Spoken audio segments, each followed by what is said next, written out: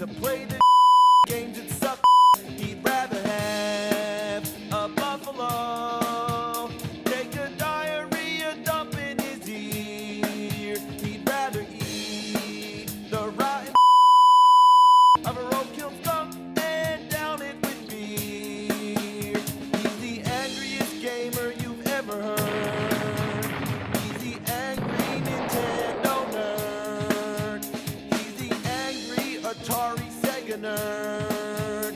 He's the angry video game nerd.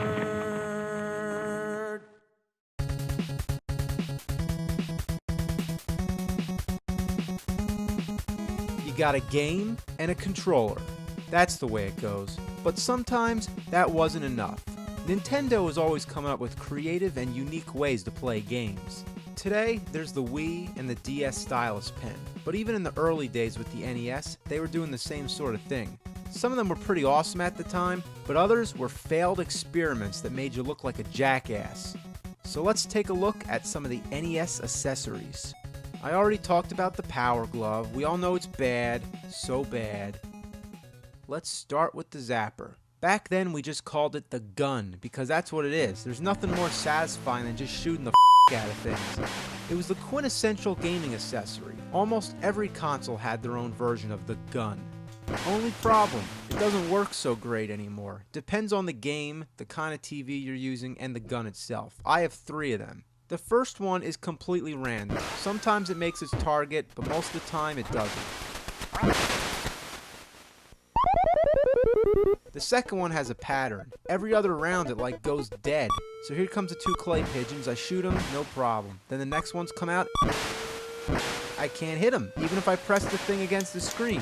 The third Zapper has the same problem, except that the pattern's swapped. What the is going on? Even the alleged light bulb trick doesn't work. Here we have Wild Gunman. What do you gotta use your hands? That's like a baby's toy.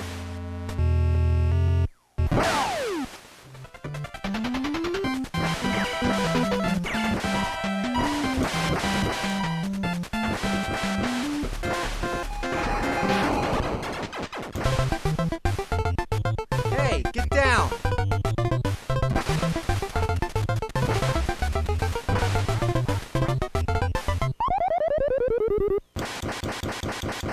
The Super Nintendo also had its own gun, more like a big bazooka, the Super Scope. If you're familiar with the Zapper, this one's a totally different story. The Zapper used light detection. That is, when you pull the trigger, the screen goes black for a fraction of a second and the targets become white squares. The Zapper detects whether or not it's pointing at the light, hence the term light gun that everybody likes to call it.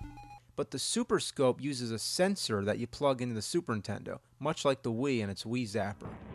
Another thing about the Super Scope is that it isn't powered by the NES. It's wireless, which you think would be cool, but that means that you gotta use 6 AA batteries, and this beast drains them in a few hours.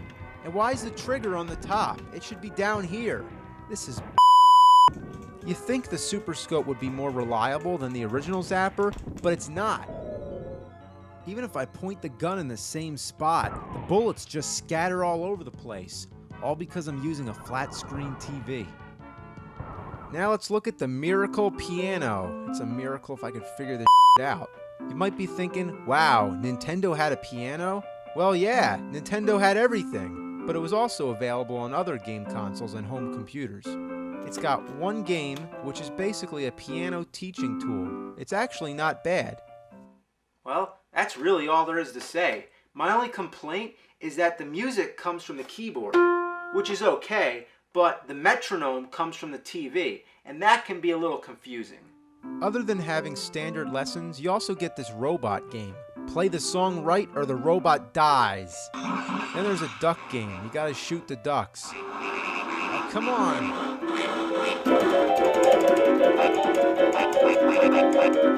Yeah, I'm shooting ducks with the piano. Next we have the Power Pad. You lay it on the floor, kind of like Twister. Let's pop in good old world-class track meet and have a race, jump hurdles, and do the long jump or triple jump. The present-day equivalent of the Power Pad is Dance Dance Revolution, and there will also be a version on the Wii. It was meant to be a family game, but most kids I knew played it alone in their room, and that meant that if your room was upstairs, your parents would hear like all this thumping and They hated it.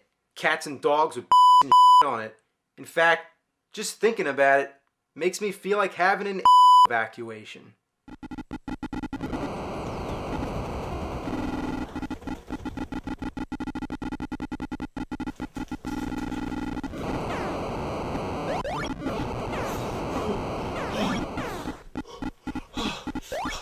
This.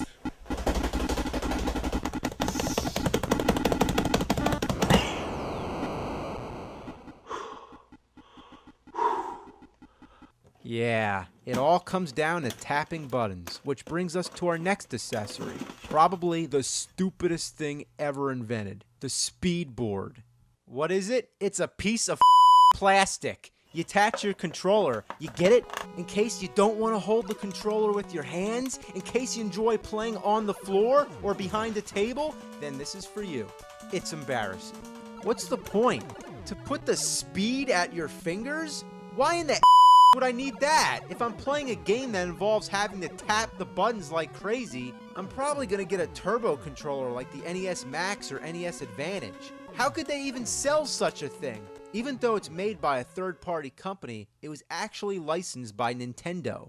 It's like covering a turd in ice cream sprinkles. Next up, oh boy, the Konami Laser Scope. Now I just want to go on record by saying I love Konami, but this thing reeks of It's essentially yet another form of the zapper, but it's voice controlled. To shoot, you say fire. Fire! Fire! Fire! Fire! Fire! Fire! Fire! Fire! Fire! Fire! Fire! Fire! Fire! Fire! Fire! Fire! Fire! It also has headphones, and it advertises on the box that you can use it for your Game Boy or Walkman. Just detach the scope module. Yeah. Wow. Yeah, I would look so cool walking around listening to my iPod with this thing on my head. It also advertises that parents will love what they don't hear. It says, while the laser scope surrounds the player with the sounds of exciting gameplay action, non-players can listen to music, read a book, talk on the phone, or have a conversation in the same room.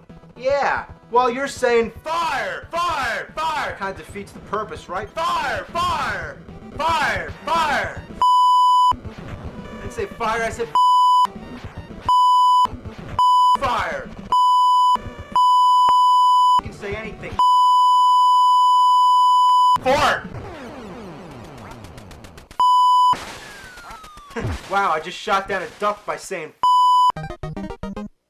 Next is the Rollin' Rocker.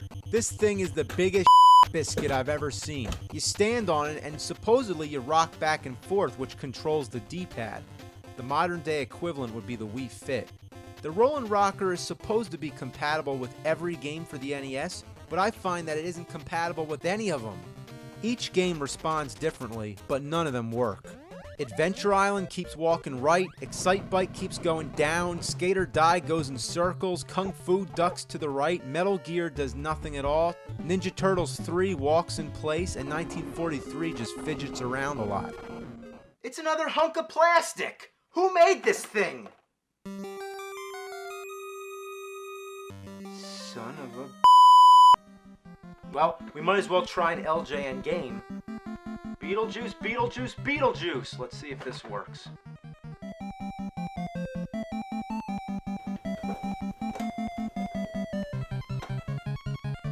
No, of course not. It doesn't. It doesn't work. It just doesn't work. I need a beer.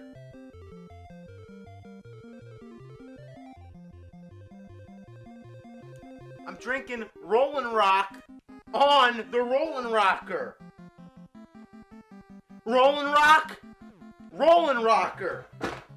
Yeah, Rollin' Rock on the Rollin' Rocker.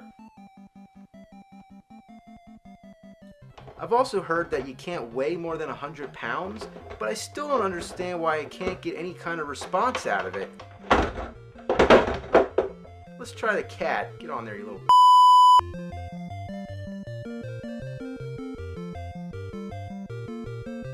Cat's like that. Even though the Rollin' Rocker does absolutely nothing, The B and A buttons still work. Yeah, you plug the regular controller into it, so while you're standing on the thing, you still use the B and A buttons like normal. So even if it did work, what's the point? If I'm holding the controller anyway, why not just use the controller? It blows my mind. It's like, what were they thinking? One more. The U-Force. So hot, nothing can touch it. Nothing comes between you and the game. That's what the advertisement said. You open the thing up, it basically looks like electronic battleship. It's got a three-dimensional invisible power field. Wow, a power field. Now we're literally playing with power. Come on, jump. Jump. Come on, Mario, jump. God, how do I jump? Come on, jump. Oh, jump is over here. All right, here we go. Get the mushroom. Oh, now that's... Yeah, I know I use the word a lot. I guess you can say I'm an aholic. Let's try Kung Fu. Yeah, I'm honestly surprised. This thing kind of works. Looking at the instructions, each game has a specific setup and a switch combination, kind of like the codes with the Power Glove. Punch-Out uses an upright position and a power bar. Everything's always power. What's so power about it? It's only a plastic bar, and why do you need it? Yeah, that's what I'm talking about. This actually works. I'm punching somebody with the U-Force. Oh, watch out. Oh. Get up, get up, get up. Alright. Alright. One more game. I can't believe we gotta touch this one again. Top Gun has an option of using this weird joystick thing. I don't see the point when I can just use an actual joystick. And what's really weird is that this thing, again, is just a piece of plastic. It doesn't have any wires connecting to it. You just plant it there. And the buttons actually work. And it steers okay, too. To tell you the truth, I'm stunned.